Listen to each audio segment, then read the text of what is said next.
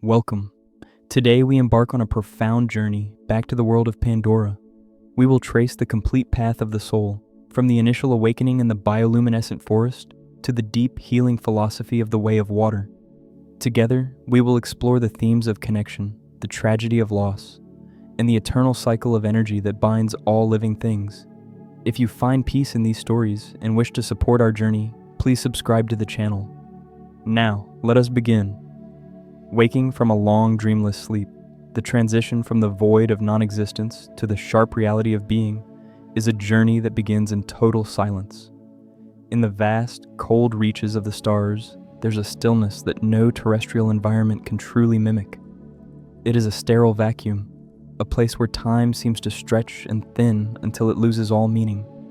For those who travel across the great dark ocean between worlds, the experience is less like a journey and more like a temporary death.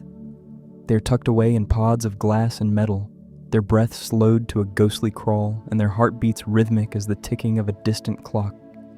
In this state, there are no dreams, only the profound absence of the self as the vessel glides through the velvet blackness of the cosmos.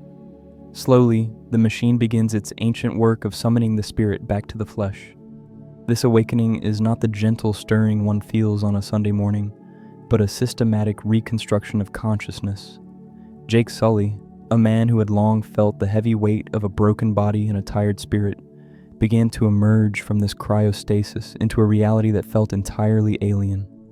The air of the ship was sharp with the scent of ozone and recycled oxygen, a stark contrast to the organic warmth he had once known. As his eyes struggled to focus, the blue light of the medical bay flickered like a dying star, signaling that the long hibernation was finally over. He moved with the tentative grace of a creature born for the first time, testing the limits of a physical form that had been suspended in a deep, icy slumber. This moment of return serves as a powerful metaphor for being born again into a world of new possibilities. To wake up after such a long absence is to leave behind the ghosts of the past and the limitations of a life that no longer fits. Jake carried with him the memory of a body that had failed him, a vessel that could no longer carry him across the earth as he wished. Yet, in this new place, the rules of gravity and biology seemed to whisper a different story. The transition from the weightlessness of space to the pulling tether of a new world created a strange sensation in the bones, a feeling of being anchored yet remarkably light. It was as if the universe were offering him a second chance to define what it meant to be alive and whole. We all, in our own quiet ways, seek to wake up from the limitations that bind us in our daily lives. We drift through routines that feel like a dreamless sleep, waiting for a moment of clarity that will pull us toward a greater purpose. The sterile corridors of the metal ship represented the old way of thinking, cold, calculated, and devoid of the messy pulse of nature. Beyond the thick hull of the vessel, however, lay a world that breathed with a frequency Jake could not yet hear. It was a world that demanded a total shedding of the old self to be fully understood. This initial awakening was merely the first step in a much longer process of discovery and transformation. The gravity of the planet below began to exert its influence, pulling the ship and its inhabitants toward a destination that defied human imagination. As the metal skin of the craft began to vibrate with the friction of the atmosphere, the sterile silence of space was replaced by a low, rumbling hum. This was the sound of a world waiting to be met, a living entity that did not recognize the technology of the newcomers. Jake felt the shift in his very core, a realization that he was no longer a passenger in a vacuum, but a participant in a grand, unfolding drama. He was moving toward a place where the lines between the observer and the observed would eventually blur into a single, glowing tapestry of life. The feeling of stepping out into the light of a new sun is something that changes a person forever. It is the moment when the abstract becomes the tangible and the dream becomes the waking truth. As the doors of the transport finally hissed open, the air that rushed in was thick with the scent of damp earth and blooming life.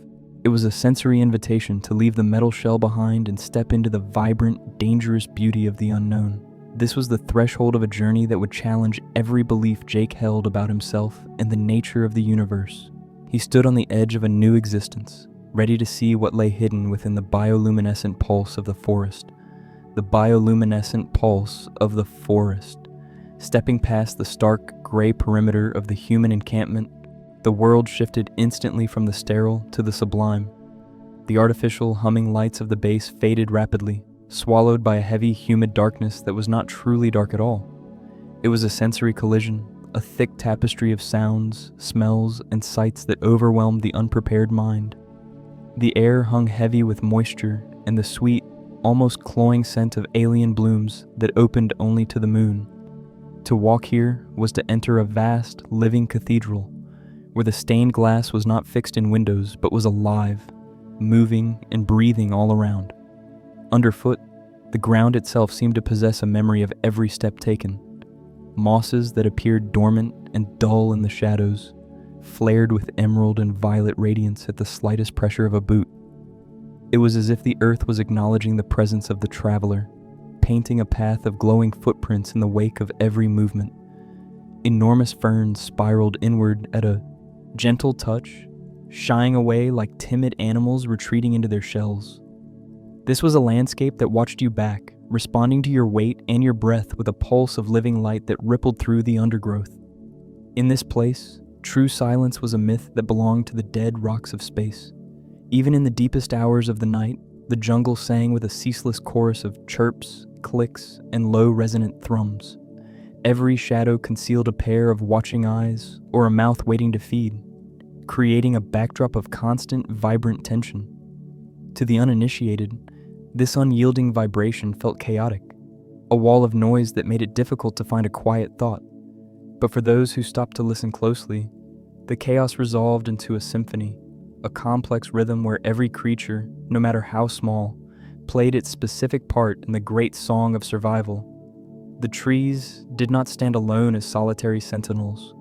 They were merely the fingers of a single, vast hand. Beneath the damp soil, a complex web of roots connected every trunk and vine, sharing energy and information across miles of rough terrain. The forest breathed as one single entity, inhaling the mist of the waterfalls and exhaling the spores of new life. It was not a collection of individual plants fighting desperately for sunlight, but a cooperative community that understood the deep value of balance. This realization transformed the jungle from a battlefield into a body, warm and circulating with vital fluids that glowed in the dark. Yet this breathtaking beauty concealed a sharp and deadly edge that demanded absolute respect. The same phosphorescent lure that captivated the eye often belonged to a predator lying in wait, perfectly camouflaged against the glowing flora. In the canopy, death did not look like a monster. It often looked like a delicate flower or a drift of colorful leaves waiting to snap shut. Survival here required a deep understanding of the lethal nature of perfection. The darkness was not empty. It was filled with teeth and claws that moved with a fluid, terrifying grace, teaching the traveler that fear is a necessary companion to wonder. To navigate this labyrinth without perishing, one had to abandon the reliance on mere vision.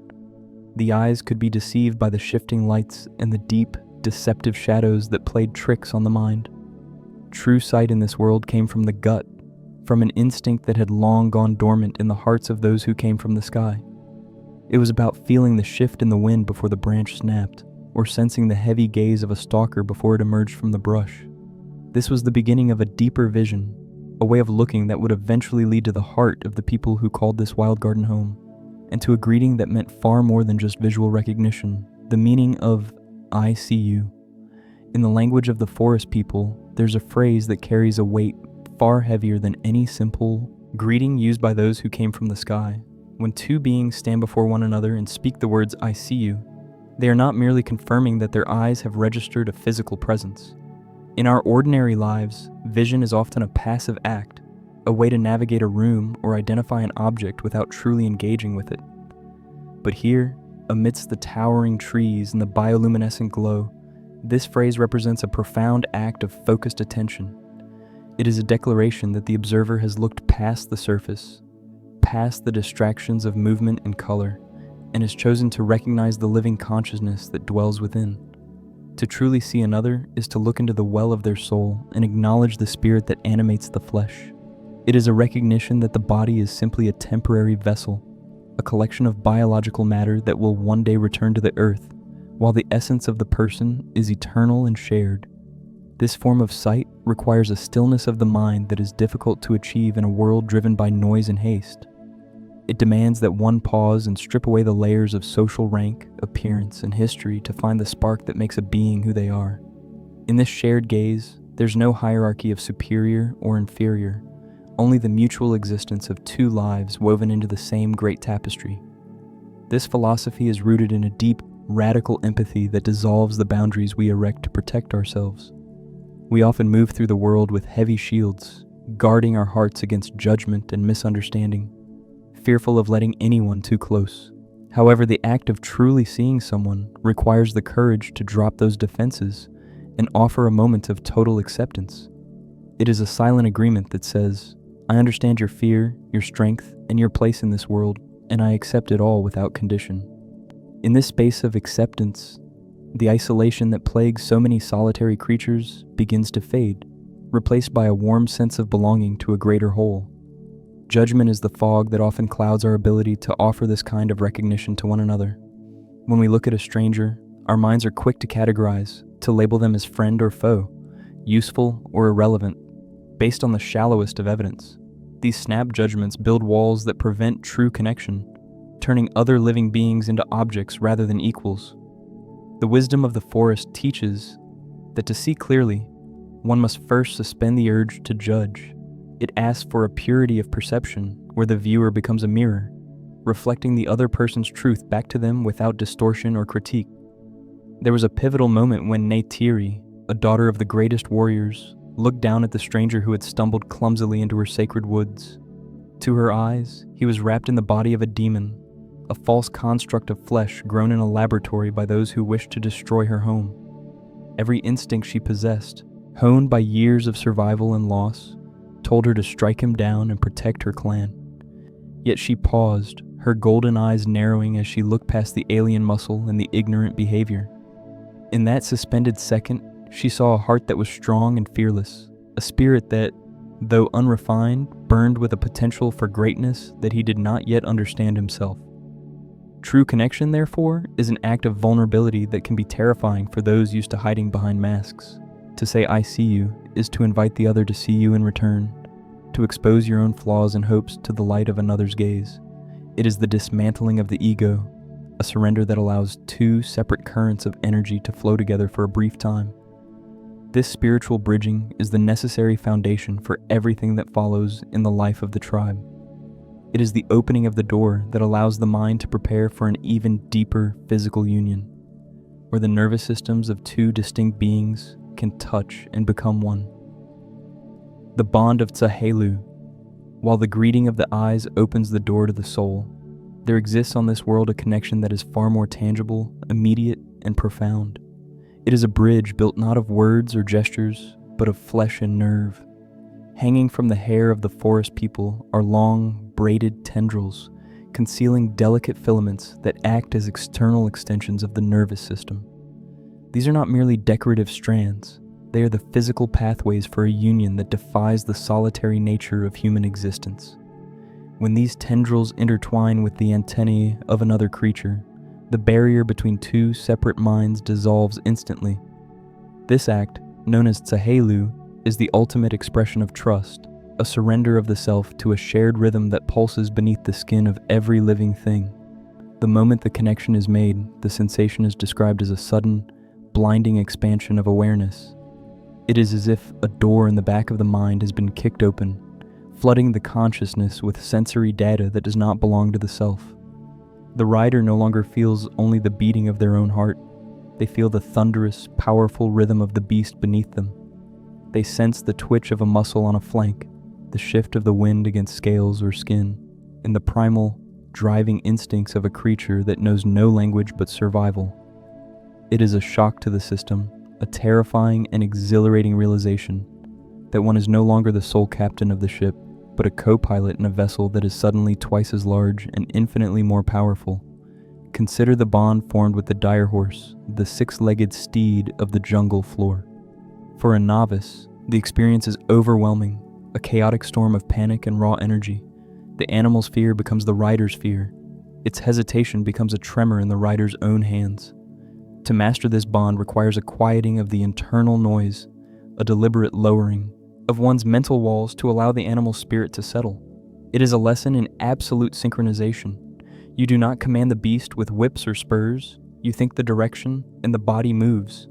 The rider's intention flows down the neural pathway like water through a reed, and the horse responds not as a servant, but as an extension of the rider's own will.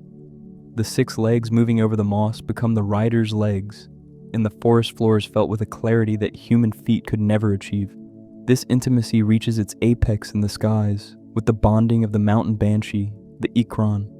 This is not a gentle partnership formed in safety, but a violent, wrestling struggle of wills on the edge of a cliff. The creature must choose the rider just as the rider chooses the creature, a decision forged in a moment of primal combat.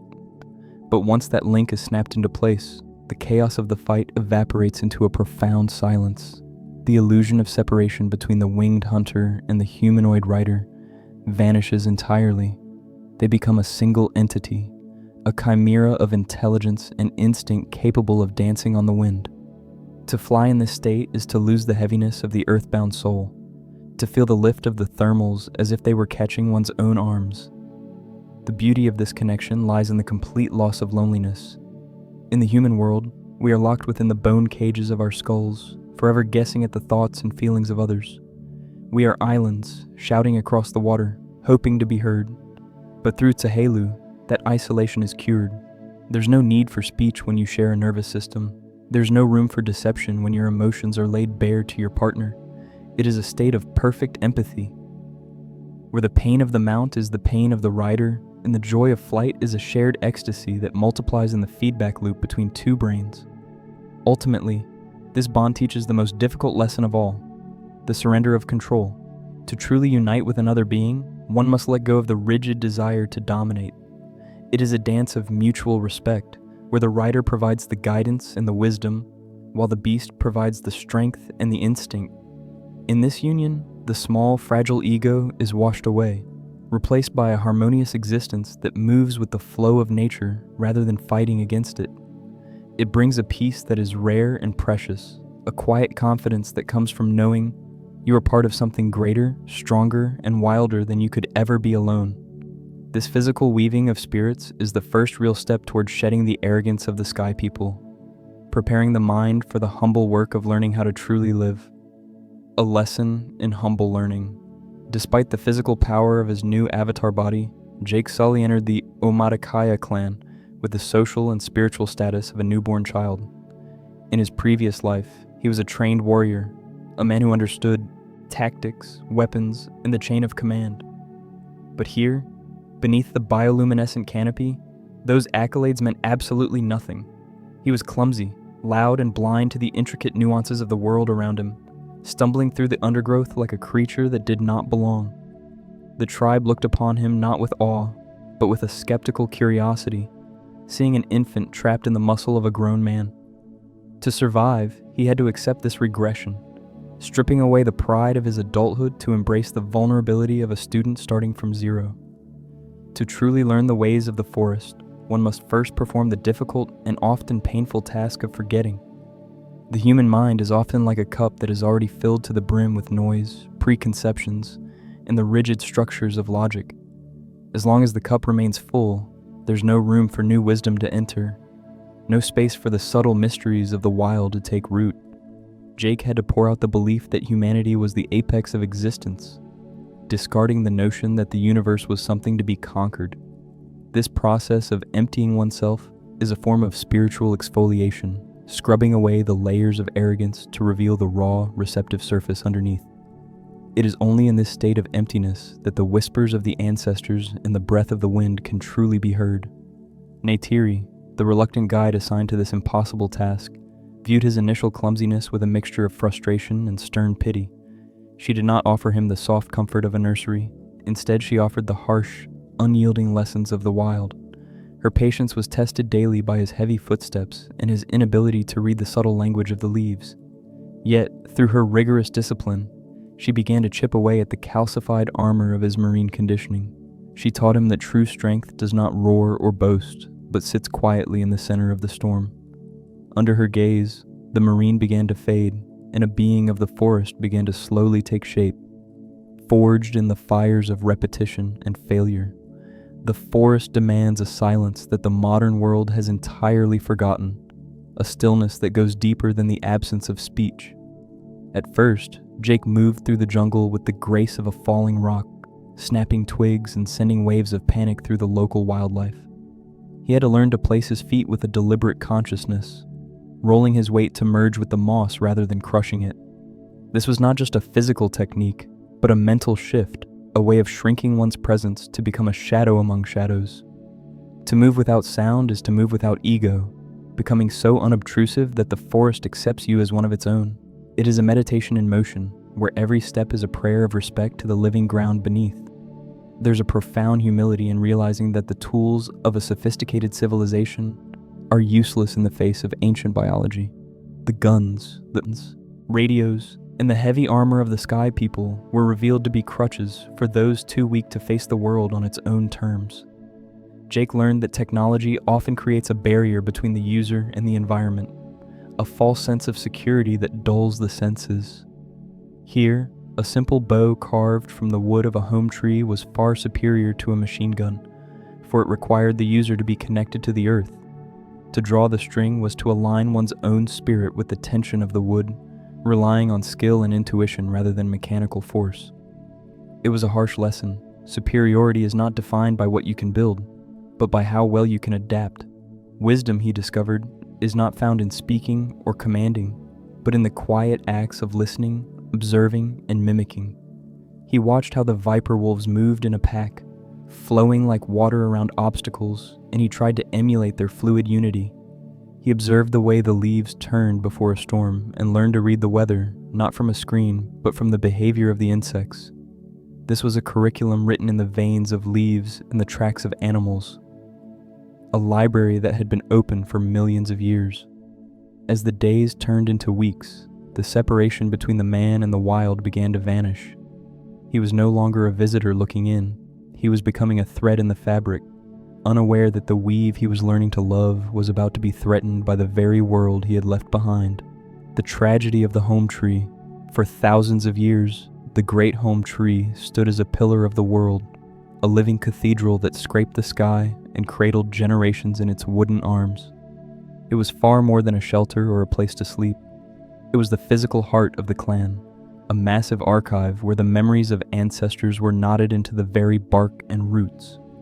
To look up into its spiraling branches was to look back into history, seeing the carved grooves where fathers taught sons and mothers sang to daughters for centuries. The destruction of such a place is not merely the loss of a home, it is the burning of a library, the erasure of a holy site, and the severing of a lifeline that connected the living to the dead. The tragedy lay not just in the falling wood, but in the silencing of the stories that had echoed within its hollows since before the dawn of human history. There is a terrifying fragility to ancient things when they are pitted against the sudden, unthinking violence of modern industry. A structure that took nature millennia to weave together, growing slowly with the patience of the sun and rain, can be undone in minutes by the cold indifference of machinery. The metal birds of the sky people arrived with a mechanical roar that drowned out the screams of the forest, delivering fire and poison without hesitation or remorse. It was a clash between the sacred and the profane, a brutal demonstration of how easily the profound can be crushed by the powerful, if the powerful lack a soul. The missiles did not care about the sanctity of the circle or the lives huddled in the roots. They obeyed only the laws of physics and the orders of distant greed.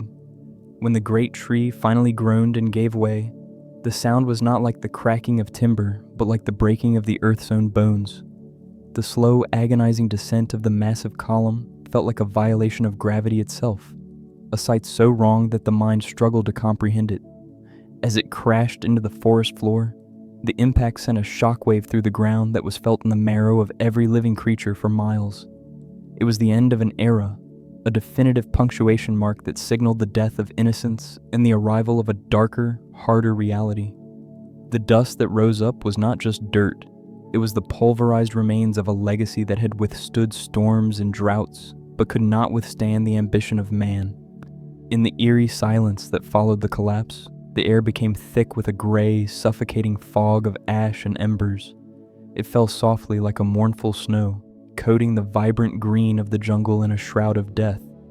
The survivors wandered through this haze like ghosts, their blue skin dusted with the white remnants of their sanctuary. This visual of the sacred falling as debris upon the devastated remains, one of the most haunting images of the conflict. It was a physical manifestation of grief, a world turned inside out where the sky rained fire and the earth offered no comfort. The beauty of the bioluminescence was choked out by the smoke, leaving only the dull, gray reality of loss. Grief in this moment was not a private emotion borne by individuals behind closed doors, but a collective, wailing experience shared by the entire community.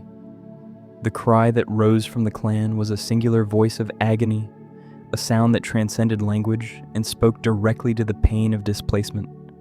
They had not just lost a roof over their heads, they had lost the physical center of their universe, the axis around which their daily lives revolved. In the face of such total devastation, the illusion of safety was shattered, and the tribe was forced to confront the harsh truth that nothing material is truly permanent. It is a lesson that tears at the soul, forcing a reckoning with the vulnerability of everything we hold dear. However, it is often in the deepest valleys of sorrow that the human and alien spirit finds a strength it did not know it possessed. The loss of the Hometree stripped the people of their defenses, leaving them exposed to the elements and the enemy, but it also stripped away any lingering hesitation. When the walls are gone, all that remains is the bond between the people themselves, a fortress built not of wood, but of will. The destruction forced a unifying clarity. They were no longer fighting for a place, but for their very right to exist. The ashes that coated their skin became war paint, a reminder that while the shelter could be broken, the spirit of the people who lived within it was something far harder to kill. This catastrophe set the stage for a necessary evolution, pushing the fractured tribes toward a destiny they would never have chosen in times of peace. Without the protection of the ancestors' roots, they were cast out into the wilderness, forced to look for a new way to stand against the storm. It became clear that survival would require more than just bravery. It would require a leader willing to shoulder the crushing weight of this grief and turn it into a weapon. The shadow of the great tree was gone, leaving a void that could only be filled by a shadow of a different kind. One cast by the wings of a beast so terrifying that only the desperate would dare to call upon it. Toruk Makto and the burden of leadership. High above the floating mountains, where the air is thin and the wind howls through the stone arches, there rules a creature that is the stuff of nightmares and legends. The great Leonopteryx is not merely a predator, it is the lord of the sky, a beast of such terrifying size and power that it has no natural enemies. Its shadow is the last thing many creatures see, a darkness that blots out the sun an instant before the strike. For the people of the forest, this apex hunter is a symbol of ultimate doom, a force of nature that cannot be reasoned with or tamed. To look upon it is to feel the smallness of one's own life against the vast indifference of the wild. Yet in times of great sorrow, when the earth itself seems to have turned against its children, the only way to conquer fear is to embrace a terror even greater than the enemy. True leadership often requires a leap into the abyss, a willingness to take a risk that others would consider madness. Jake Sully found himself an outcast, a man caught between two worlds and trusted by neither. He carried the heavy stain of betrayal and the failure to protect the sanctuary that had burned to the ground. In the depths of his isolation, he realized that words were no longer enough to heal the wound he had helped to open. To regain the eyes and the ears of the people, he had to do the impossible. He had to ascend above the clouds and challenge the king of the sky, betting his life on a single moment of connection. It was a gamble born not of arrogance, but of pure, desperate necessity, a recognition that only a myth could unite a shattered world. The act of bonding with such a beast is a violent, chaotic dance upon the wind. It requires rising above the instinct for self-preservation and diving headlong onto the back of a creature that could crush a rider without a thought. When the connection was finally made, snapping into place amidst the roaring currents of the air, the dynamic of the sky shifted. The man was no longer a fugitive running from his mistakes. He had become Toruk Makto, the rider of Last Shadow. This title was not just a name, it was a prophecy made flesh, a signal that the time of great sorrow had ended and the time of the great gathering had begun. The beast that once brought death was now the herald of a new, fierce hope. Descending from the heavens, the shadow of the great wings fell over the grieving clan. But this time it did not bring fear. it brought a stunned, reverent silence. To see the predator that haunted their stories bowing to a rider was to see the impossible become real. In that moment, the fractured tribes, scattered by loss and paralyzed by grief, found a focal point. The sight of the red and orange wings spread wide was a banner that cut through the fog of despair. It reminded them that the natural order is not fixed, that even the wildest forces can be aligned with a righteous purpose. It was the spark needed to ignite a fire in hearts that had gone cold with mourning. However, the mantle of the Savior is a heavy cloak to wear. To be Toruk Makto is to cease being a man with private thoughts and feelings. It is to become a vessel for the expectations of an entire species. Every eye that looked up at him was filled with a terrifying trust, placing the weight of their survival squarely on his shoulders. He was no longer just fighting for himself or his own redemption. He was carrying the dreams of every mother, father, and child who had lost their home. This burden is the hidden cost of leadership. It is a lonely altitude where one cannot afford to show doubt, for the hope of the many rests entirely on the confidence of the one. Rising above his past mistakes, Jake embraced this terrifying destiny, not out of a desire for power, but out of a profound sense of service. He understood that true authority does not come from domination or the strength of the arm, but from the willingness to sacrifice for the greater good. He rode the monster not to rule the people, but to serve them, to offer them a fighting chance against the darkness approaching from the stars. As the tribes began to gather, their voices rising in a chant that shook the leaves, the realization settled in. The solitary journey was over. He was now the tip of the spear, leading a collective soul toward a confrontation that would decide the fate of the planet. Guided by a network of life far older and deeper than any war, the network of Eywa. Beneath the visible chaos of the jungle, under the tangled roots and the decaying leaves, lies a secret that redefines the very nature of planetary life. To the untrained eye, the forest appears to be a collection of individual plants and trees, each fighting a solitary battle for sunlight and water. But this is a grand illusion.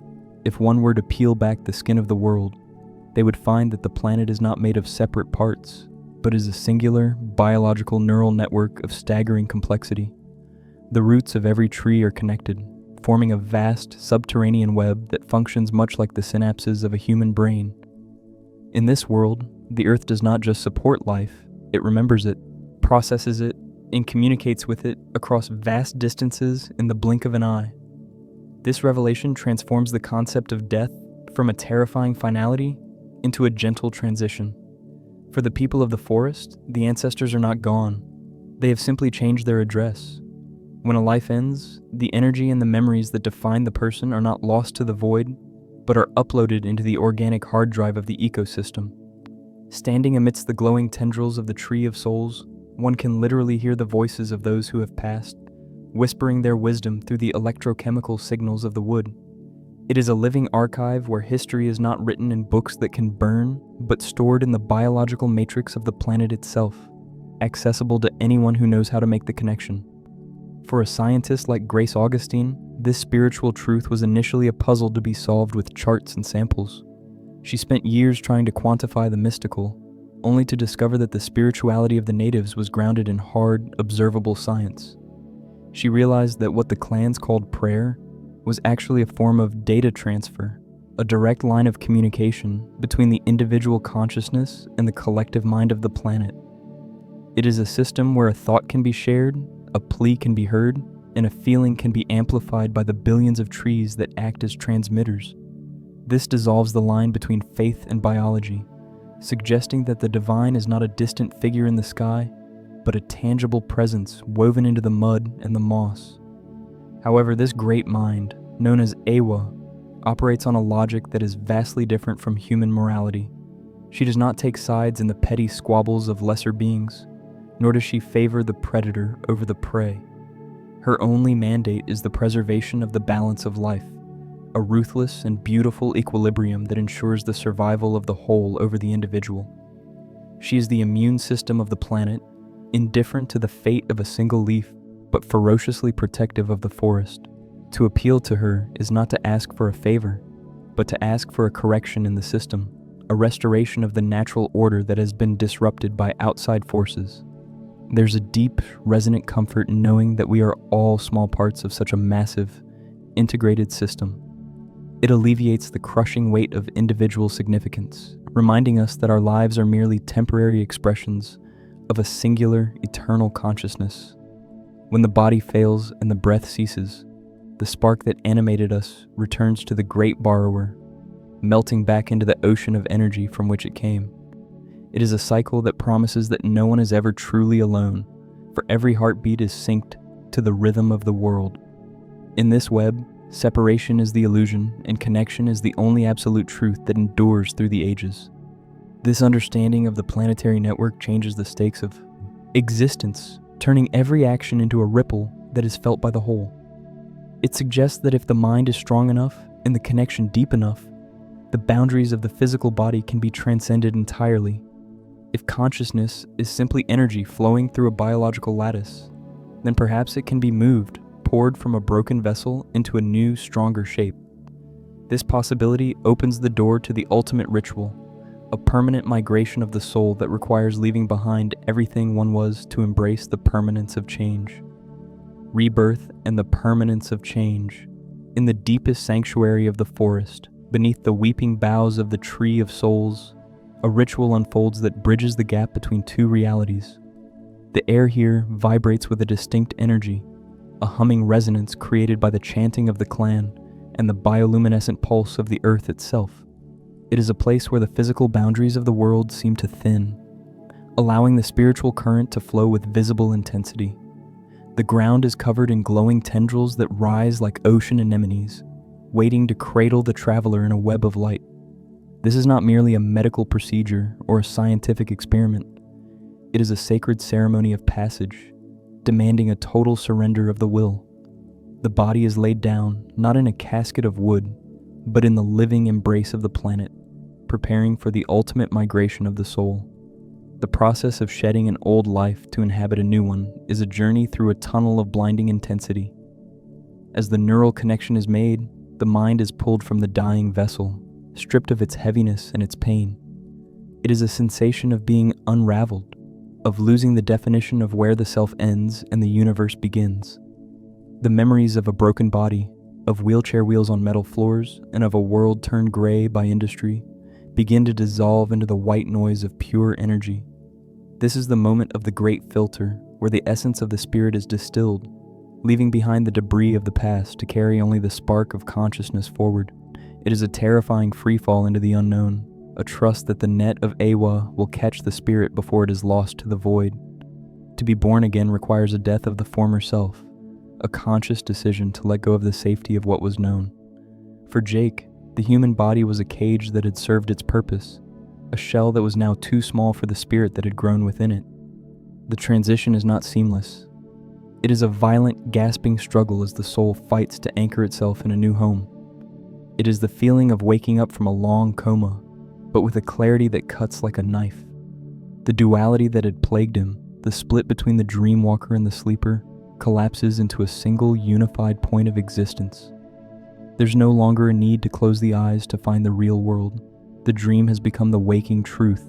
When the eyes finally snap open, they are no longer the eyes of a stranger looking out from a borrowed mask. They are the golden, wide eyes of a being who has finally arrived.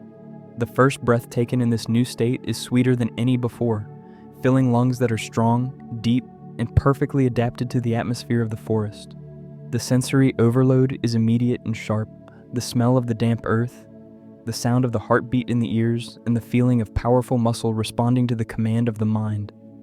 It is a euphoric realization of wholeness, a feeling of finally fitting into the skin one was meant to wear all along.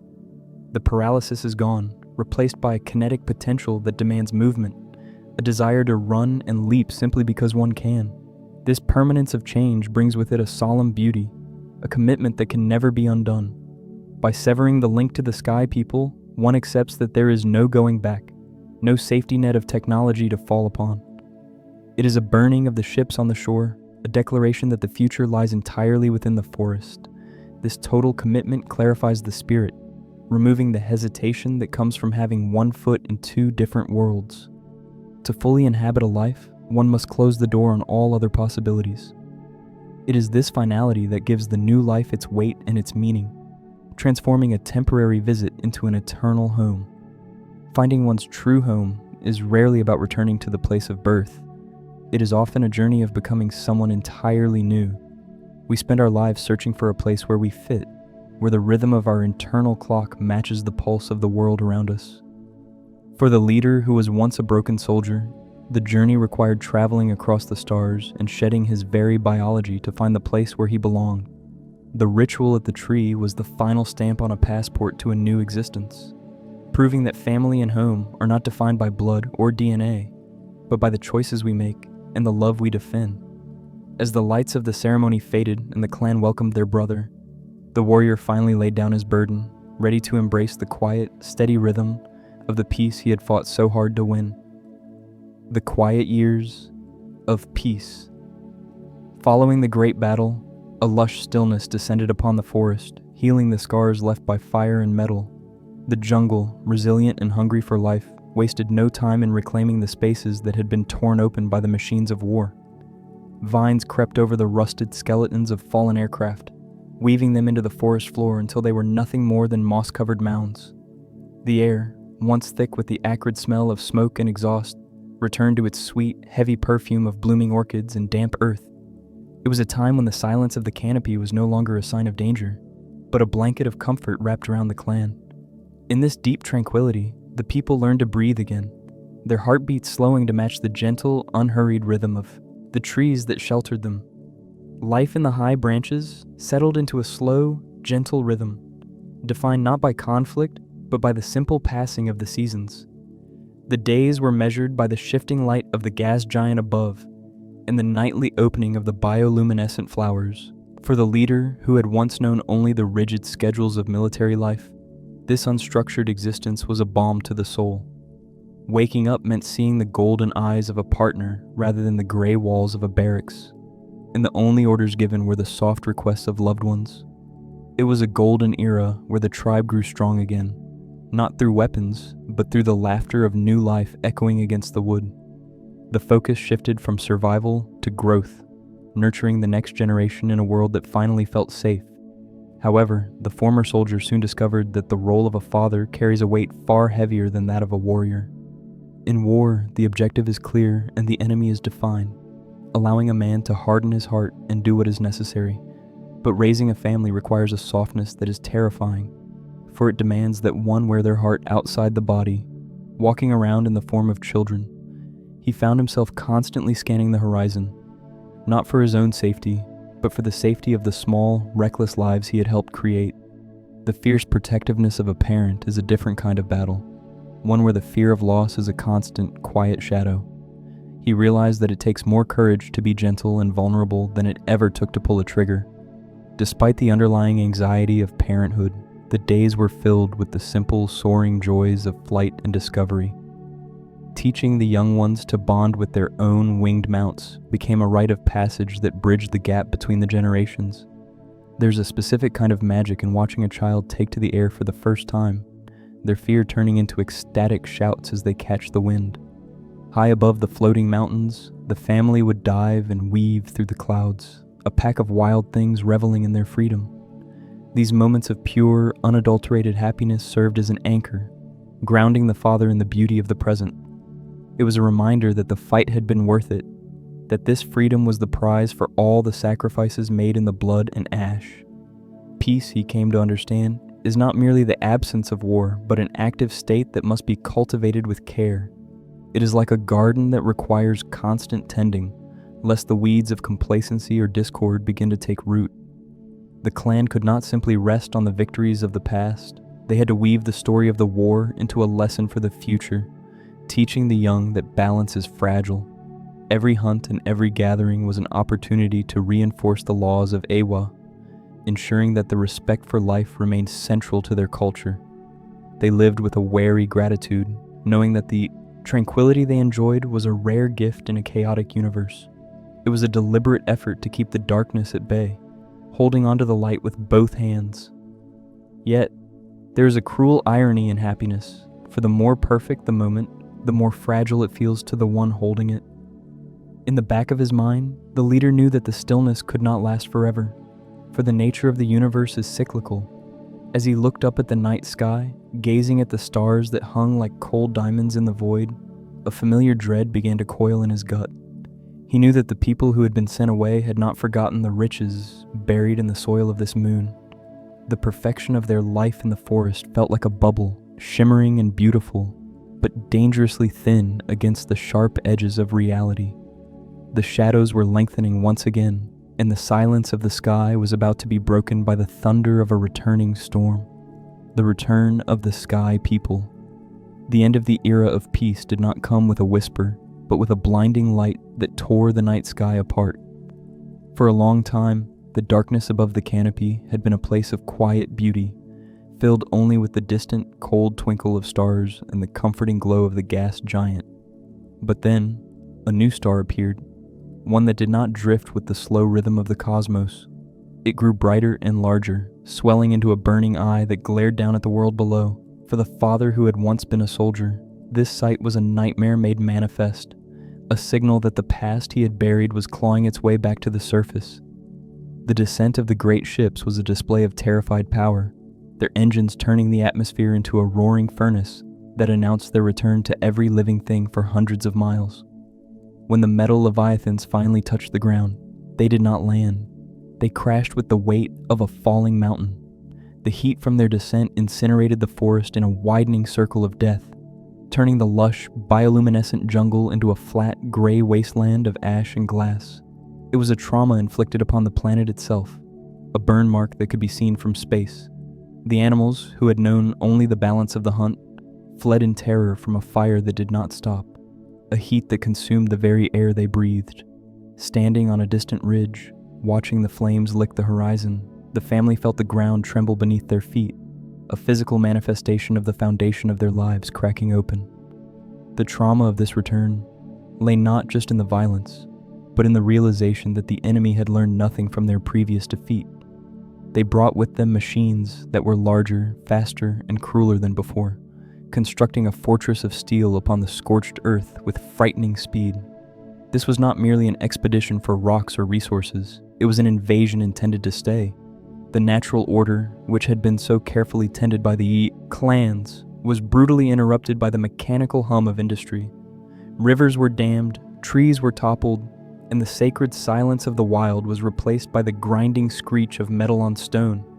It was a stark reminder that greed is a hunger that is never truly satisfied, a force that will consume everything in its path until there's nothing left but dust.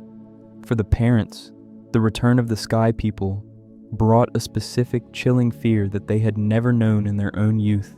They were no longer fighting only for their own lives, they were fighting for the innocence of their children.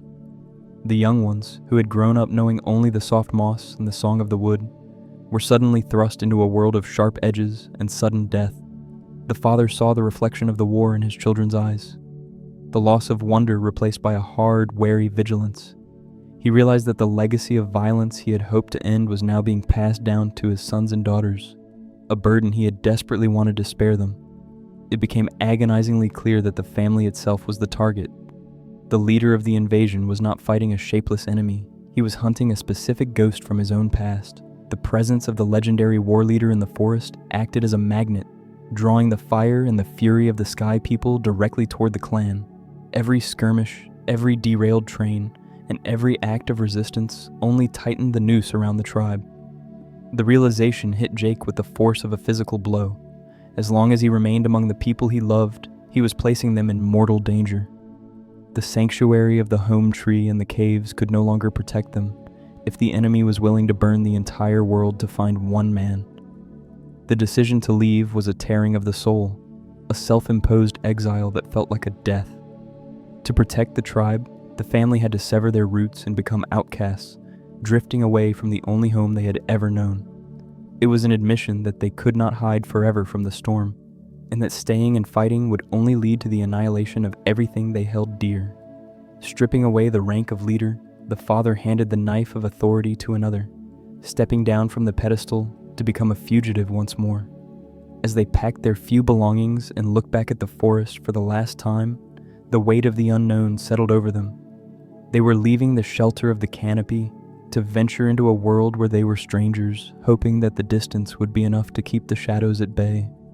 The journey across the endless ocean, leaving the emerald embrace of the rainforest, was akin to stepping off the edge of the known world. For a lifetime, the family had lived within the protective verticality of the trees, where the sky was a fragmented puzzle of blue seen only through gaps in the leaves. The forest offered constant shelter, a three-dimensional labyrinth where one could always vanish behind a trunk or beneath a fern. But as the winged mounts carried them toward the coast, the familiar walls of green fell away, replaced by a staggering emptiness. They flew out past the cliffs and over the open water, entering a realm where there was nowhere to hide. The sudden exposure was physical and immediate. The sun beat down without the mercy of the canopy, and the wind blew uninterrupted, carrying the sharp, alien tang of salt instead of the sweet decay of the soil. The horizon of the ocean is a concept that the forest mind struggles to comprehend. In the jungle, vision is always arrested by the immediate, a branch, a rock, a wall of vines. But here, the world stretched out in a terrifying, infinite line, dividing the vault of the sky from the deep, restless blue of the water. This vastness induces a specific kind of vertigo, a feeling of being suspended in a void with no anchor to hold on to. The water seemed to go on forever, a shifting, heaving desert of liquid that swallowed the light and reflected the emptiness of the heavens. For the refugees, this was not a landscape of freedom, but one of profound vulnerability, where they were tiny specks moving across the open palm of an indifferent giant. Navigating this endless expanse meant losing all the landmarks that had once defined their reality. There were no spirit trees to guide the way, no mountains to mark the north, and no animal tracks to follow. The path was fluid, erasing itself the moment it was made. They were forced to trust in the position of the sun and the distant, hazy shapes of archipelagos that looked like clouds resting on the water. This loss of direction is deeply disorienting, stripping away the confidence of the warrior. In the forest, they were kings and queens of their domain, knowing every root and hollow. Here, suspended between the clouds and the waves, they were reduced to drifters, stripped of their status and their certainty, forced to rely on the hope that land would eventually rise to meet them. The silence of the open ocean is radically different from the silence of the jungle. The forest is never truly quiet.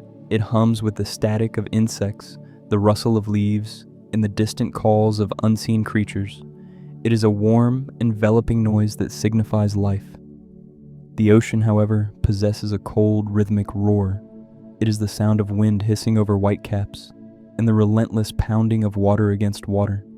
It is a lonely sound, ancient and repetitive, speaking of a time before life crawled onto the land. This acoustic shift emphasized their isolation, creating a sensory vacuum that made the mind turn inward. Without the external noise of the forest to distract them, the family was left alone with their thoughts, carried on the back of the wind toward an uncertain destiny. To travel across the sea is to travel across the subconscious of the planet. If the forest is the waking mind, busy and vibrant with thought, then the ocean is the deep, dreaming psyche, dark, mysterious, and concealing things that are rarely seen by the light of day. Looking down from the backs of their mounts, they could see shapes moving beneath the surface, great shadows that hinted at a world of monsters and miracles living just out of reach. It was a reminder that they were crossing a boundary into a place where the rules of the jungle did not apply. The water was a barrier, a liquid wall that separated their past from their future, demanding that they leave their old identities on the shore if they wished to survive the crossing. As the journey stretched on, the sense of displacement settled into their bones. They were creatures of the earth and the wood, and the saline air felt thin in their lungs. The feeling of being an outsider is a heavy burden, a nagging whisper that you do not belong and are not welcome. They were fleeing a war, yet they were running toward a place that knew nothing of their struggle. The ocean did not care about the sky people or the burning of the forest. It simply existed, vast and uncaring. This indifference was both frightening and strangely liberating. It meant that in this new place, they were starting with a clean slate, written on water that held no memory of their previous rank or reputation. Finally, as the light began to fade and the water turned to a deep violet, the silhouettes of the reef barrier appeared on the horizon. It was a ring of turquoise and green, a fortress of coral that stood as a gateway to the islands of the Metkayina. The sight brought a mix of relief and trepidation. They had crossed the void, but they were arriving not as conquerors, but as beggars asking for sanctuary. They were about to enter a world where the rhythm of life was dictated not by the wind in the trees, but by the eternal ebb and flow of the tides. The journey across the endless ocean had ended, but the true challenge of learning to breathe in a new world was just beginning. The way of water has no beginning and no end. Upon entering the domain of the reef, the newcomers were immediately confronted with a philosophy that stood in stark contrast to the laws of the forest. In the jungle, life is defined by roots, by firm foundations that grip the earth and hold against the wind. But here, among the Metkayina, the guiding principle is fluidity. The central mantra of their culture teaches that the way of water has no beginning and no end. It is a circle that rotates forever, a continuous loop where every ending is merely the prelude to a new start. This is not just a poetic saying, but a survival instruction for existence in a world that is constantly in motion.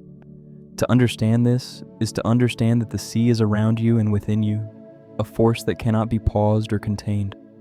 Water is viewed not as a substance, but as the connective tissue of the universe. It is the medium that links all things together, binding life to death and darkness to light. When a creature is born, it arrives in a rush of water, and when it dies, its body is returned to the sea to be dissolved back into the basic building blocks of life. There's no separation here. The water that crashes against the rocks is the same water that flows through the veins of the people. This perspective creates a profound sense of oneness with the environment. One does not live on the island or in the water. One is a temporary vessel for the water itself. It is a humbling realization that the individual is just a small drop in a vast, eternal ocean that has existed long before the first breath was drawn and will remain long after the last. Navigating this fluid world requires a fundamental shift in how one interacts with resistance. In the forest, if a branch blocks your path, you push it aside. If the ground is uneven, you stomp it flat. But the ocean cannot be pushed, and the waves cannot be conquered by force.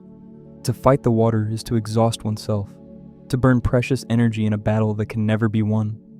The wisdom of the reef teaches that one must learn to yield to the current, to let the water carry the body rather than struggling against it. It is a practice of active surrender, finding the flow within the chaos and aligning one's own movements with the greater rhythm of the tide. Only by softening the muscles and relaxing the mind can a swimmer move with the grace of the fish. The sea is a generous mother, but she's also a strict and demanding teacher.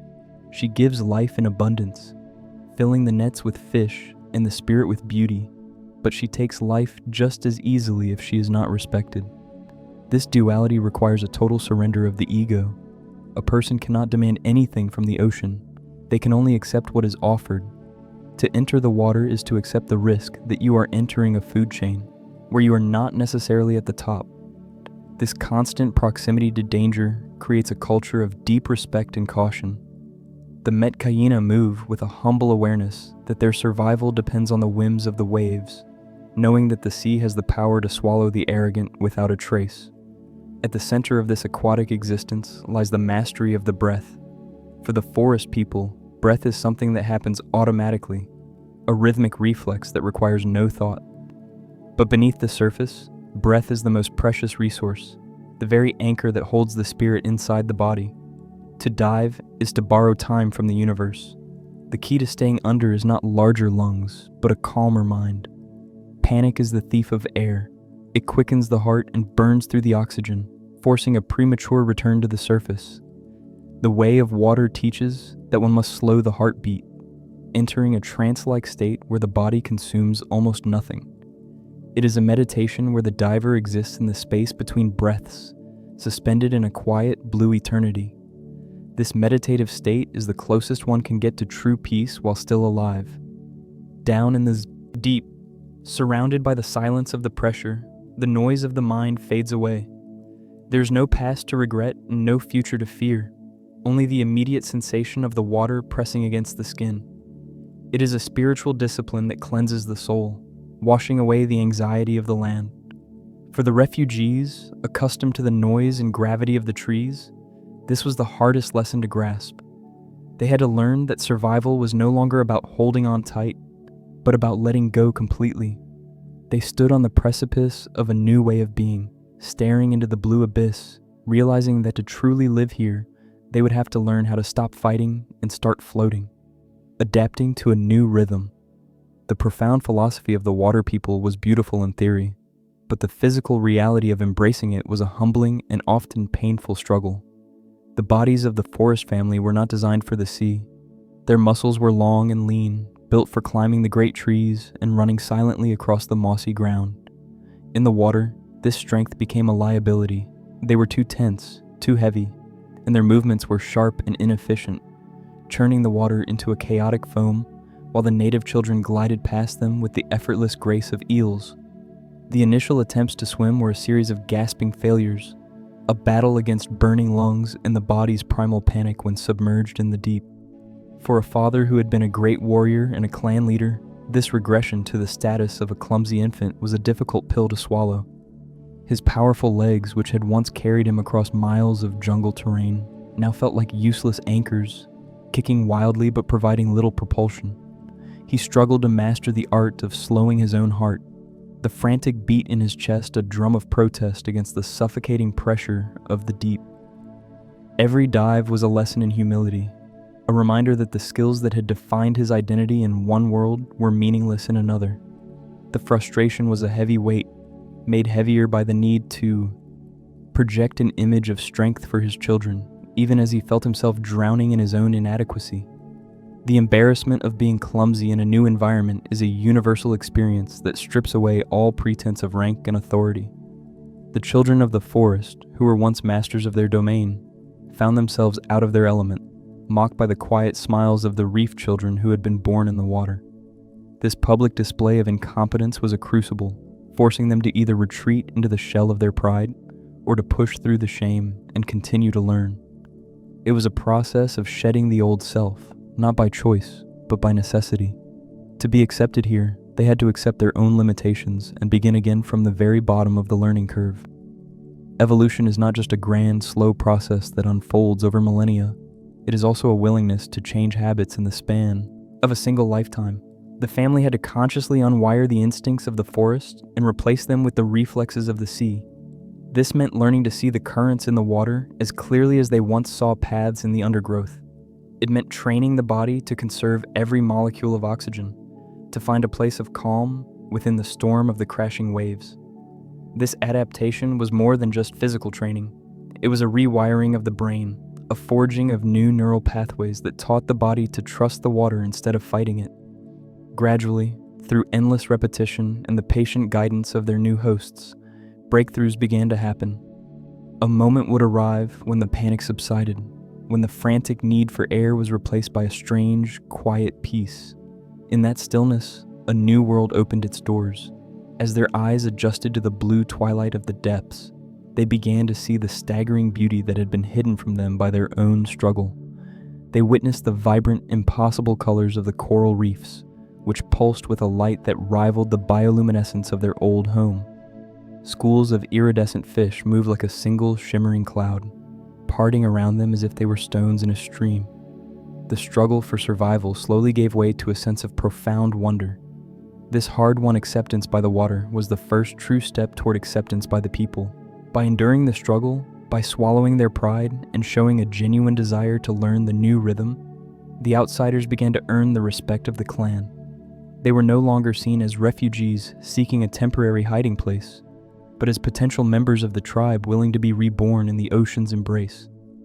This new physical language of the sea was the key that would unlock the deeper secrets of the reef. It prepared them for a connection that went beyond the human, opening their hearts and minds to the ancient singing consciousness of the great watchers of the deep. The wisdom of the Tulkun, beyond the shallow reefs where the newcomers struggled to find their breath. The true masters of the ocean moved in the crushing dark. These were not merely beasts of size and weight, but ancient minds drifting through the deep, carrying the history of the world in their silence. They were the sea giants, creatures whose memories stretched back further than the oldest songs of the land. To look into their great, widening eyes was to witness an emotional intelligence that perhaps dwarfed that of humanity, holding a depth of feeling we can scarcely imagine. They carried within them the archives of the seas, preserving a culture of wisdom that was vast, slow, and profoundly deep. Between the people of the reef and these titans, a connection existed that defied the simple understanding of ownership or friendship. It was a bond that spanned lifetimes, weaving two souls together across the barrier of species and the vastness of the ocean. A spirit sister or brother in the water was not a pet to be commanded, but a lifelong companion with whom secrets and sorrows were shared in equal measure. They grew together, aged together, and celebrated the cycles of life as a shared joy, distinct yet indivisible. In this union, the barrier between the land and the deep dissolved, proving that empathy is not bound by the shape of the body or the medium in which we live. Despite their immense size, capable of crushing ships with a turn of their fin, these elders live by a code of absolute peace. It was a philosophy chosen not out of weakness, but from a profound and ancient understanding of the terrible cost of violence. They had the strength to dominate the ocean, yet they chose the path of the gentle traveler, refusing to answer aggression with force even when their lives were threatened. This absolute pacifism was a spiritual discipline, a rejection of the cycle of killing that plagued the world above the waves. To them, the taking of life was a stain upon the soul that could never be washed away, a darkness they would not invite into their hearts. Their language was not spoken in jagged words, but in the resonant frequencies of music and mathematics that traveled for miles. They sang to one another across the open water, weaving complex symphonies that carried news, philosophy, and history through the dark. It was a communication of pure vibration, where a single note could convey the precise location of a shoal or the sorrow of a lost kin. In the deep silence, these songs formed a net of consciousness, a living web of sound that bound the community together in a harmony the surface world could barely comprehend. They were the composers of the deep, turning the ocean into a concert hall of shared thought. Yet this great wisdom became their greatest vulnerability in the face of industrial greed and the mechanics of the hunt. The giants were hunted not for their meat nor for their oil, but for a single, small flask of golden fluid found within their minds. It was a substance that promised to stop the aging of the human body, a stolen essence of immortality torn from a creature that lived in harmony with time. The tragedy was absolute. A being of ancient poetry and deep feeling was slaughtered and discarded like waste, solely to purchase a few more years for a stranger in a distant city. It was the theft of wisdom to feed the vanity of the young and foolish. In the presence of such history and suffering, the individual struggles of the newcomers seemed incredibly small. We are but fleeting sparks compared to these ancient watchers of the deep, who have patrolled the dark for eons. Their existence challenges the arrogance of those who claim to master the world, reminding us that true greatness is often hidden beneath the surface. As the ocean mourns its lost singers, a solitary figure begins to drift away from the safety of the group, feeling the pull of a similar loneliness. It is the beginning of a drift toward the shadows, where another misunderstood soul waits in the gloom, ready to forge a connection that defies the laws of the clan. The solitude of the outcast. In the shadow of a legendary father and a flawless older brother, the second son found himself drifting in a sea of inadequacy. Loa carried the heavy burden of a legacy that felt too large for his shoulders, a name that commanded respect he felt he had not earned. While his siblings seemed to navigate the expectations of the clan with grace, he stumbled, his heart beating to a reckless and impatient rhythm that often led him into trouble. He was the piece that did not quite fit the puzzle, the jagged edge in a family of smooth stones. This internal discord drove him away from the safety of the reef and into the dangerous solitude of the open water, seeking a place where he did not have to measure up to a ghost. It was in this self-imposed exile, far beyond the boundary of the safe zone, that he encountered a kindred spirit in the most unlikely of forms. Drifting alone in the deep was a creature that had also been cast aside, a Tulkun who bore the physical scars of battle and the social scar of rejection. Payakan was an outcast among his own kind, isolated by a tragic history that the rest of the ocean had judged without mercy. When the boy and the beast met, there was no need for words or explanations. They recognized the hollow ache of loneliness in one another instantly. It was a friendship forged not in strength, but in the shared understanding of what it means to be left behind. This bond defied the laws of both the forest and the sea, bridging the gap between a small humanoid and a massive leviathan. They met in the quiet spaces where the judgment of society could not reach them, sharing a silence that was more comforting than the noise of the village. In the presence of the Tulkun, Loak found a kinship he had never experienced with his own people. Here, he was not the disappointment or the troublemaker, he was simply a companion, accepted fully for who he was. It was a validation that healed the cracks in his spirit, proving that kinship can be found in the most unlikely of places if one is willing to look past the surface. The pain of being different, which had once felt like a curse, slowly began to transform into a unique source of strength. The isolation that Loak and Payakan endured had forged in them a resilience that those within the safety of the group could not possess. They had learned to survive without the crutch of approval, navigating the dark waters by the light of their own instincts. This shared suffering created a loyalty that was unbreakable, a tether of trust that held firm even when the currents of the world tried to pull them apart. They learned that the scars they carried were not signs of failure, but maps of their survival. Furthermore, this solitude allowed for discoveries that the crowd, in its collective blindness, often missed. Because Loak was willing to venture where others would not, and listen to a creature others had silenced, he uncovered the truth that had been buried under layers of prejudice. He learned that the story of the killer Tulkun was a lie, a misunderstanding born of fear and rigid tradition. His isolation gave him the distance needed to see the picture clearly, unclouded by the groupthink of the clans. It was a powerful reminder that sometimes one must walk apart from the herd to find the truth that lies hidden in the grass. Ultimately, the journey of the outcast is a lesson in the terrifying courage required to trust one's own heart. Standing up for his friend meant standing against the wisdom of the elders, the orders of his father, and the beliefs of an entire culture. Loak had to find a voice strong enough to shout down the roar of the crowd, staking his honor on the innocence of a monster. It was the moment he ceased to be merely a rebellious son and began to forge his own identity. As he found his footing in the shifting sands of the sea, another member of the family was beginning to feel a different kind of pull, a connection to the planet so intense it threatened to overwhelm her entirely.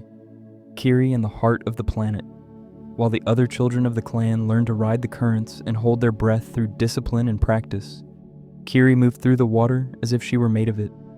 Her relationship with the world was not merely one of observation or habitation. It was a profound biological union that defied the understanding of human science. Where others saw a separation between their own skin and the environment, Kiri felt a continuous humming thread of energy. Her connection to Eywa, the Great Mother, transcended normal biological limits, operating on a frequency that was both ancient and immediate. It was not a skill she had to sharpen, but a state of being she simply inhabited, a constant, low-level vibration in her very blood. When she lay upon the ocean floor, burying her fingers in the silt, she was not just resting, she was listening. She could sense the pulse of the planet beating beneath the sand, a slow, rhythmic thrum that matched the beating of her own heart. To her, the ocean was not a silent void but a cacophony of life, a vast choir of biological signals that whispered the secrets of the deep. She could feel the interconnectedness of the seagrass roots and the tiny electrical impulses of the microscopic life in the water. It was an overwhelming sensory intimacy, a realization that the earth was holding her just as a mother holds a child, breathing life into her with every tide. However, in a world governed by the logic of survival and the rigidity of science, such profound sensitivity is often mistaken for pathology. The sudden seizures and the trance-like states she entered were viewed by the adults not as spiritual communions, but as symptoms of madness or illness. The scientists sought to measure her brainwaves and diagnose her condition, trying to fit the infinite into the small boxes of medical understanding. They saw a defect where there was a miracle, failing to grasp that her illness was simply the physical vessel, struggling to contain the sheer magnitude of the planet's voice. It is a common tragedy that the mystic is often confused with the broken. For Kiri, the world of people, with its loud expectations, conflicts, and rigid rules, was often too sharp and overwhelming to bear. She found her true comfort not in the arms of the clan, but in the silent embrace of the natural world.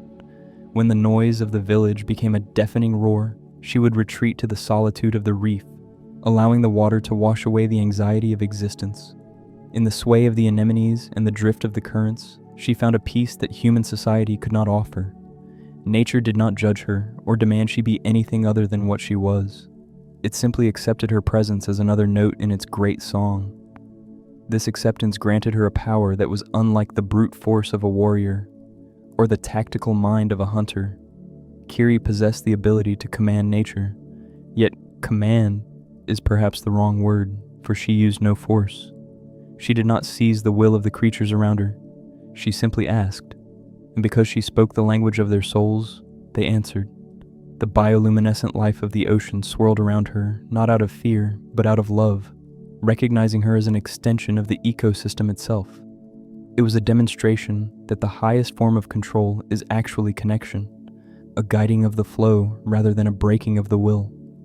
Her existence stands as a quiet, powerful reminder to a civilization obsessed with answers that some mysteries are not meant to be solved, but felt. She embodies the truth that the universe is not a machine to be dismantled and understood, but a living presence to be experienced. As she drifted in the glowing dark, suspended between the ordinary and the divine, she represented the untamable spirit of Pandora itself. Yet, even as she found harmony with the planet, the tether that bound her to her earthly kin was about to be pulled tight, for the strength of the spirit would soon need to be matched by the fierce, protective loyalty of the blood. The sacred bond of family. In the chaos of a world that was constantly shifting under their feet, the family held on to a single, unshakable mantra: Sullys stick together. This was not merely a saying recited at the dinner table. It was a law of survival, a desperate prayer whispered before every dive and every flight. It functioned as a psychological shield, a reminder that no matter how far they drifted or how deep the water became, they were part of a singular, indivisible unit.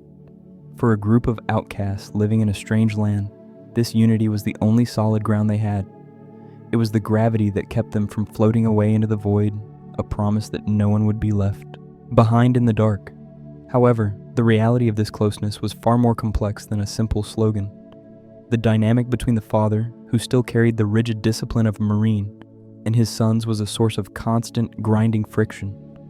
Jake saw his children not just as offspring to be nurtured, but as a squad to be commanded, believing that strict obedience was the only thing that would keep them alive. This created a wall between the stern protector and the rebellious youth, who were desperate to forge their own identities. The sons chafed under the weight of his orders, their desire for independence clashing violently with his desperate need to control every variable of their safety. Beside the rigid structure of the father stood the mother, whose protective instinct was a force of nature entirely her own. Neytiri did not view protection as a series of tactical maneuvers, but as a primal, consuming fire. When her family was threatened, the gentle mother vanished, replaced by a warrior whose ferocity was terrifying to behold. She was the tigress cornered, a being who would burn the world down to keep her cubs from harm. Her love was not a soft blanket, but a sharpened blade, ready to cut down anything that dared to cast a shadow over those she held dear. This intense loyalty revealed a profound paradox at the center of their lives. Family is at once our greatest weakness and our most impregnable fortress. Before he was a father, the warrior had nothing to lose, making him fearless and reckless. Now, his heart walked around outside his body in the form of his children, making him vulnerable in a way he had never known. Yet this vulnerability was also the source of an unmatched strength. A lone soldier fights for duty or survival, but a parent fights for love, a motivation that unlocks reserves of power and endurance that no army can withstand. The daily life of the family was a crucible, a place where the heat of conflict slowly refined them into something stronger. The arguments, the disappointments, and the reconciliations were the hammer blows that forged the steel of their bond. It was the friction that polished the rough edges of their personalities, teaching them that love is not just a feeling, but a discipline of forgiveness and endurance. They learned that the tether that bound them was elastic. It could stretch and strain under the pressure of growing up, but it was woven too tightly to ever truly break. Ultimately, the hardest lesson for the protector was learning that true safety sometimes requires letting go. You cannot keep a bird in a cage and expect it to learn how to fly against the storm. The father had to accept that his children were becoming their own people, capable of making their own mistakes and their own heroic choices. As the family solidified their internal bond, the world outside was preparing to test it in the most brutal way possible. The silence of the ocean was about to be broken by a sound that signaled the end of innocence, as the machinery of greed turned its hungry gaze toward the gentle giants of the deep. The cruelty of the hunt. The serenity of the turquoise waters was shattered not by the roar of a storm, but by the grinding mechanical screech of industry. Into this paradise of coral and light came the cold iron hull of a vessel designed for slaughter, a machine that knew nothing of the sacred balance of the reef. The hunt was not a contest of skill or survival, but a calculated execution carried out with explosive harpoons and high-speed submersibles. It represented the violent clash of two opposing worlds, one that viewed the ocean as a living mother to be respected, and another that viewed it merely as a warehouse to be looted. The brutality was efficient and detached, stripping the magic from the world and reducing the miraculous to a line item on a ledger. To the eyes of the hunters, the great mothers of the sea were not ancient libraries of song and memory, but floating vaults of currency waiting to be cracked open. The sorrow of seeing such profound wisdom destroyed for the sake of profit is a heavy burden for the soul to bear.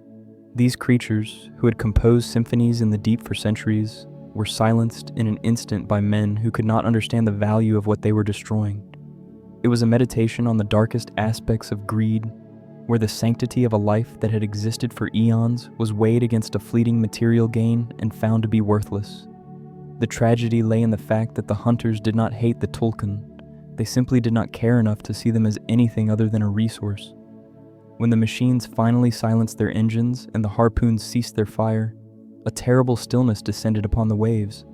The body of the great being, once a majestic dancer in the currents, was left to float lifelessly on the surface, a tragic island of gray flesh.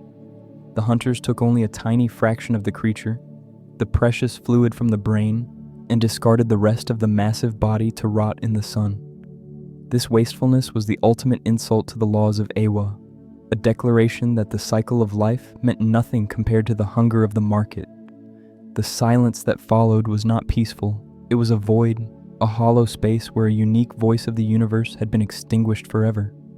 This violence was not an isolated event.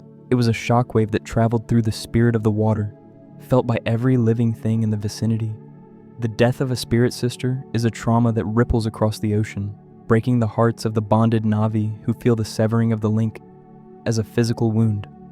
The pain of the loss transformed instantly into a collective anguish, proving that one act of cruelty can poison the waters for miles around. The reef, which had been a place of joy and discovery, was suddenly stained by the realization that nowhere was truly safe from the reach of the sky. People. It was a catalyst that hardened hearts and turned the fluid philosophy of the water into something rigid and sharp. However, there's a limit to what the natural world will endure before it begins to correct the imbalance. Nature operates on a slow, inevitable justice, a pendulum that swings back against those who take too much without giving back. The ocean is not a passive victim.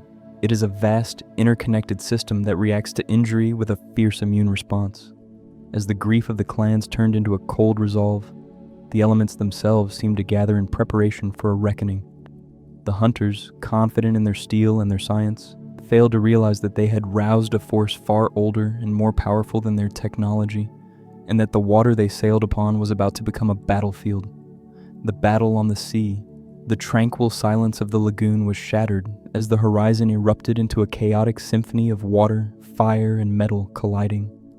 Ships that were built to conquer the ocean found themselves besieged by the very environment they sought to dominate. Explosions bloomed like terrible flowers against the blue sky, sending plumes of black smoke drifting over the pristine water. It was no longer a hunt, but a desperate clash between the rigid lines of steel and the fluid, unstoppable force of the natural world. The machinery of the sky people groaned under the strain, while the creatures of the reef moved with a deadly, synchronized grace amidst the burning wreckage. As the conflict reached its zenith, the sky began to darken, a celestial shadow creeping across the sun to aid the defenders. This eclipse provided a cloak of twilight, helping the indigenous forces merge with the darkness until they became invisible phantoms of vengeance. In the dim light, the advantage of technology faded, replaced by the primal superiority of those who could navigate by instinct alone. The shadows were not empty. They were filled with the silent retribution of a people who knew every current and coral head. It was as if the planet itself was closing its eye, refusing to witness the violence while simultaneously tipping the scales in favor of its children. This struggle was defined by a desperation that went far beyond the simple defense of a map or a border. They were fighting not for territory, but for the very existence of the future, embodied by the children caught in the crossfire. Every arrow loosed and every dive taken was an act of fierce protection, a refusal to let the light of the next generation be extinguished by the greed of the old. The warriors did not fight for glory or conquest. They fought so that the songs of the Tulkun would not end in silence. It was a battle for the right to exist in a world that remained wild and free, untamed by the cold logic of the ledger. In this arena, the fluidity of the water transformed from a passive medium into a devastating weapon of defense. The people of the reef did not fight against the waves, but moved with them, using the hydraulic power of the ocean to crush the rigid hulls of their enemies. They appeared and vanished like foam, striking from the deep and retreating before a counterattack could be launched. The ocean became an extension of their will, a liquid ally that suffocated the fires and dragged the heavy metal of the invaders down to the crushing dark. It was a masterclass in adaptation, proving that flexibility will always eventually overcome brute force. Amidst the crashing waves and the roar of engines, countless acts of heroism went unseen, swallowed by the spray and the smoke. Parents threw themselves into the line of fire to shield their kin, and bonded pairs fought back to back against overwhelming odds. Above it all, the terrifying beauty of a storm summoned by the planet began to rage, turning the battlefield into a swirling vortex of wind and rain.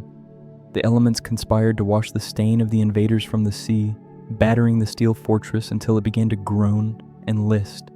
Yet in the heat of this elemental fury, a single tragic moment was waiting to unfold, a cost of war that no victory could ever justify.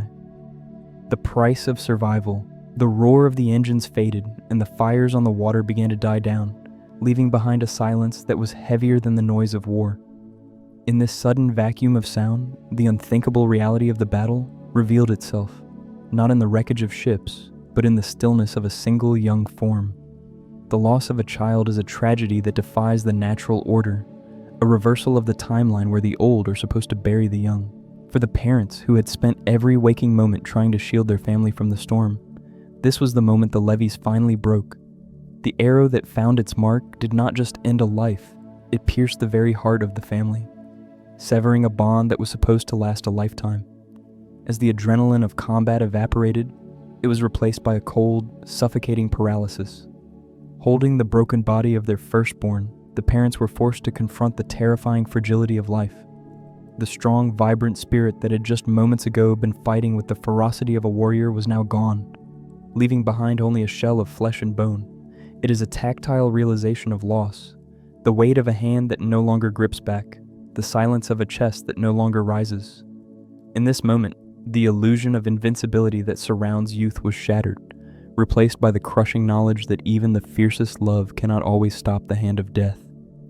Grief in this immediate aftermath is not felt as an emotion, but as a physical drowning. It is a descent into a dark, bottomless abyss, where the air is sucked from the lungs and the light of the surface seems miles away. The father and mother found themselves submerged in a sorrow so deep that it threatened to crush them under its pressure. There's no swimming against this current. One can only sink and hope that the bottom is not endless. It is a suffocating darkness where the mind struggles to comprehend a future that does not include the one who was lost, a world that has suddenly lost its color and its purpose.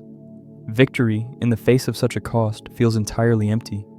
The enemy may have retreated and the fires may have been extinguished, but there's no triumph in a survival purchased with the blood of a son. The relief of being alive is curdled by the guilt of the survivor, the nagging question of why the old were spared while the future was taken. The tactical success of the battle dissolves into meaninglessness. For what is the value of saving a home if the heart of it has stopped beating?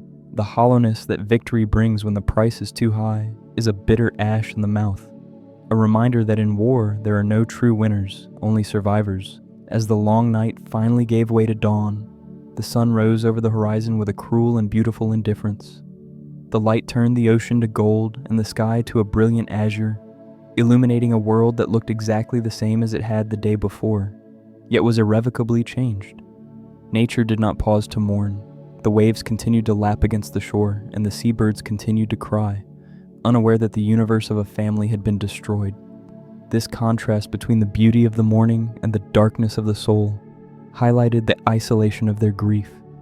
They stood on the precipice of a new existence, holding the ashes of yesterday, preparing to return what was borrowed to the great mother in the deep. The great cycle of return. In the quiet aftermath of the battle, the family gathered to perform the final and most difficult duty of the living. They brought the fallen warrior to the sacred cove, where the roots of the spirit tree glowed in the depths like a submerged constellation. As the body was gently released, it began a slow, weightless descent into the dark, spiraling down toward the waiting light. Rising to meet him were the glowing tendrils of the spirit tree, swaying in the current like the fingers of a welcoming mother. This was not a goodbye spoken to the void, but a return, an acknowledgement that all energy is only borrowed, and one day, inevitably, you have to give it back. He sank past the blue of the physical world into the golden light of the underwater memories, dissolving into the collective soul of the planet. Witnessing this union, the family understood that death is not an end, but a translation of spirit into a new form. There's a profound peace in knowing that the loved one is now part of Eywa, woven into the fabric of the water that sustains them all. This ritual did more than lay a son to rest. It planted the feet of the living firmly into the seabed. The Sullys were no longer strangers seeking charity.